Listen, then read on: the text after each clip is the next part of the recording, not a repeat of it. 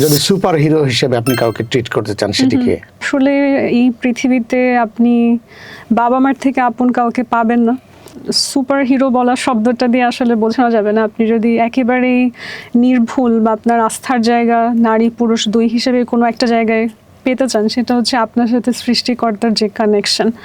এবং অনেক ধর্মভীরু বা ধার্মিক হবার প্রয়োজন নেই, তবে আপনি জীবনে চলতে গেলে এটা নিজেই বোধ করবেন যে নিজের কাছে সৎ থাকা এবং পৃথিবীর সবার কাছে আপনি যতই হচ্ছে কঠিন হবার বা শক্তিশালী হবার বা আমাকে কোনো কিছু টাচ করবে না, হ্যাঁ, সেই কঠোর অবস্থান নেন না কেন, দিন শেষে সৃষ্টিকর্তার সামনে নিজের সমস্ত সমস্যা ব্যক্ত করতে পারার যে শান্তি, আমার মনে হয় ওইটার মধ্যেই আসলে একজন সুপার হিরো আমাকে সেভ করছে, ওই ফিলিংটা পাওয়া যায়।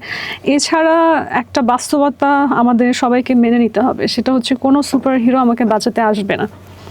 এবং হয়তো সাময়িকভাবে আল্লাহ অনেককে আমাদের সাহায্যের জন্য পাঠায়, কারণ মানুষ সামাজিক, আমরা একা কোনো কিছুই করতে পারি না। এই যে একটা পোশাক পরেছি, এটাও কাউকে বানিয়ে দিতে হয়েছে।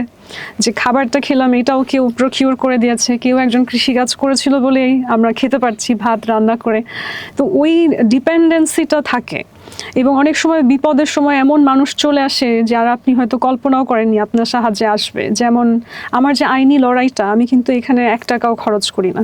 আমার আইনি লড়াইয়ে যে বাংলাদেশে আমি বলবো সব সেরা আইনজীবীরাই আমার পাশে এসেছেন সময়ে। এরা কিন্তু সবাই আসলে নিঃস্বার্থভাবে আমার বিপদের সময় এগিয়ে এসছে আমাকে আইনিভাবে সহায়তা করতে।